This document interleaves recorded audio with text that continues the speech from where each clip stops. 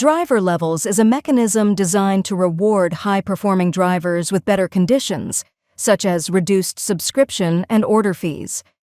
Let us create a driver levels mechanism with 3 levels. First, add one driver plan with a period for each level, mined to set more favorable conditions for plans meant for higher levels. Open tab Drivers. Proceed to Driver Levels. Tap on Enable Driver Levels. Levels mechanism requires a minimum of 2 and a maximum of 5 levels. Tap on Add Level in Level 1. Select the driver plan for Level 1. Tap on Add Level for Level 2. Choose the plan for it and set eligibility conditions that drivers have to meet to be placed on this level.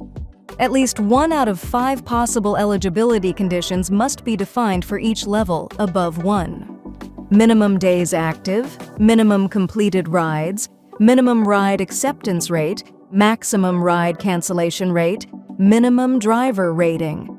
Tap on Add Level for Level 3. Choose the plan for it and set eligibility conditions. Tap Save to finalize the setup. To activate the levels scheme, put a driver on the plan linked to Level 1.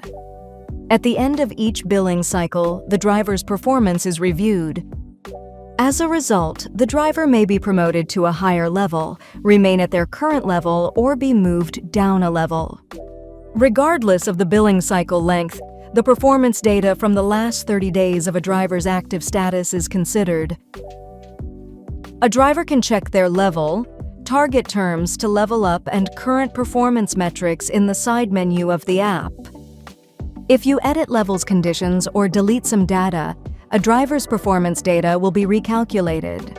To deactivate driver levels, you should delete all levels above 1. Tap on Edit and select Bin icon in front of levels 3 and 2. Save. Confirm by selecting Deactivate in the pop-up window. That's it on activating driver levels. See you in the next videos.